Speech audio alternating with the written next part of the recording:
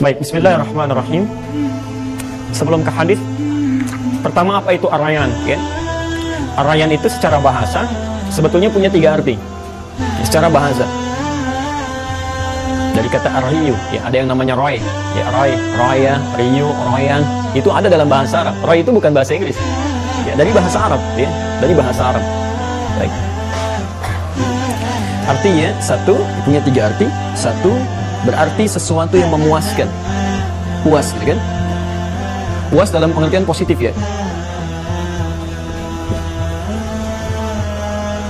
Lega gitu, lebih kepada ke situ, ya, puas, lega. Jadi kalau ibu bikin ta'lim namanya ar-rayyan, maka materi-materi yang disampaikan harus membuat ibu lega, ya, tenang, nyaman, bisa diketahui tentang tuntunan agamanya, ya.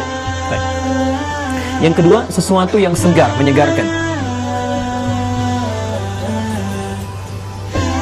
Ya, sesuatu yang segar atau menyegarkan. Dan yang ketiga, sesuatu yang tidak pernah melahirkan haus, ya. Tidak haus, tidak ada dahaga.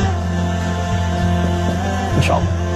Imam Ta'lim ar-rayyan. Saya belum mengajar, sudah dikasih teh sama air, supaya nggak haus. Ya, alhamdulillah. Fokus sudah. Baik, sekarang fokus ini kembalikan. Kenapa? Nanti kita akan lihat di hadisnya disebut dengan pintu ar-rayyan dengan 3 makna ini, kita akan lihat nanti, ya. Baik. Nabi SAW menyampaikan inna fil jannati baban yuqalu lahu ar-rayyan. Ya. Nanti di surga, kata Nabi, sungguh di surga nanti ada satu pintu yang dinamakan dengan ar-rayyan. Di surga nanti ada satu pintu yang dinamakan dengan ar-rayyan.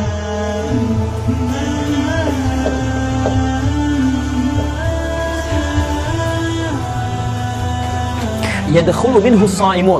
Ya. Yadkhulu minhu as-sha'imun, yang khusus hanya akan dimasuki oleh orang-orang yang seringkali atau suka berpuasa. Ya, suka berpuasa. Dia senang puasa orangnya. Bukan cuma puasa Ramadan, Bu, ya. Kalau puasa Ramadan wajib. Ya, baik besar kecil, mereka juga melakukan hal yang sama, ya. Di sini yang dimaksudkan memang hidupnya senang puasa. Ya, ada yang ngejar puasa Senin, ada yang ngejar puasa Kamisnya, ada yang Ayyamul Bid, gitu kan? Ada yang kemudian kejar lagi dengan puasa Daud, bisa. Jadi hidupnya memang senang, ya, senang mengumpulkan ibadah. Kalau sedang puasa itu boleh makan nggak? Tidak, kan? Boleh minum? Tidak. Biasanya yang paling terasa saat puasa, lapar atau haus? Pasti haus. Ya. Ini Masya Allah, karena seorang ini sedang puasa, ya, dia menahan hausnya karena Allah, menahan dahaga karena Allah, segala yang dia lakukan karena Allah, maka pertama kali sebelum masuk ke surganya Allah berikan kenikmatan sebelum dia masuk surga. Ya, sebelum dia masuk surga. Jadi dalam riwayatnya di Al-Bukhari, ini nanti pintunya manggil-manggil, Bu. Ini bukan masuk. Ya, jadi pintunya manggil-manggil. Aina shaimun, aina shaimun. Mana yang di dunianya yang suka puasa? Yang suka puasa itu mana, kan? Tiba-tiba terbuka pintunya, mereka semua masuk. Ketika masuk, bahasa hadisnya ughliqa. Ya, ughliqa itu ditutup langsung. Ya, kan Ibu kalau nutup pintu suka agak pelan-pelan begini, ya. Ya, suka ada yang langsung kan tertutup, ya. Baik. Saya beri gambaran gini. Lihat ini, ya, pelan-pelan. Kelihatan nggak? Enggak, tapi kalau saya begini kan kelihatan? Baik. Kalau ibu menutup pintu dengan pelan-pelan begini, kan ada peluang ngintip, ya. Baik. Untuk mengintip ke dalam, baik. Itu disebut dengan ghallaqa namanya. Ada tasydid. Ghallaqa. Tapi kalau pintunya cepat ditutup begini, ada peluang ngintip nggak? Tidak ada. Itu ughliqa namanya. Pakai tasydid, ughliqa. Bahasa hadisnya, saya agak cepat. Bahasa hadisnya, kalau orang-orang yang ahli surga ini dari kalangan puasa sudah masuk ke dalamnya, maka pintunya, kata Nabi, ughliqa bukan ghulliqa, cepat ditutup, yang lain nggak bisa ngintip. Masya Allah, ya. Jadi ini memang khusus untuk orang ini aja, ya. Yang lain tidak bisa ngintip. Jadi begitu sudah masuk, selesai, tutup, ya. Aina shaimun fayaqumun, kemudian mereka berdiri, masuk ke dalamnya, maka ditutup pintunya, selesai, ya. Pelan-pelan. Yang paling menarik, kenapa pintu itu disebut ar-rayyan?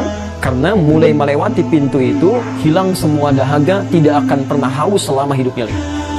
Sampai situ, ya. Jadi begitu masuk, pintunya menyegarkan, enak, ya. Ibu kan lain, di luar dengan masuk ke rumah ini sudah lain, kan? Baik, atau di luar dalam keadaan panas, masuk ke ruangan ber-AC kan lain, ya.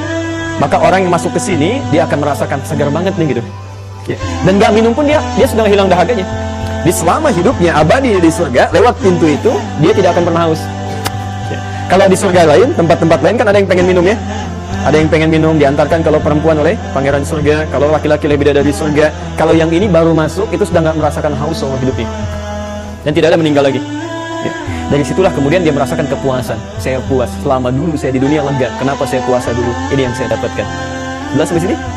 Baik, pelan-pelan ya. Ini bagian yang pertama. Jadi itulah sebabnya kenapa disebut dengan pintu Ar-Rayyan. Ini gambarannya saat di dunia, kan? Ini dengan syarah-syarah hadisnya, dan itu yang memberikan gambaran kepada kita. Sekarang pertanyaannya, ibu sudah kurang lebih 3 tahun bikin majlis ini, kan? Memberi nama pengajiannya dengan Ar-Rayyan. Nah sekarang, apa turunan-turunan materi yang ibu pelajari yang bisa mengantarkan ke pintu ini? Apakah nanti pintu surga itu cuma Ar-Rayyan? Dan apakah hanya bagi orang yang puasa saja? Ternyata nanti Masya Allah ada pintu tahajud, ada pintu salat, ada pintu sedekah, ada pintu macam-macam yang bisa kita gapai itu. Ya.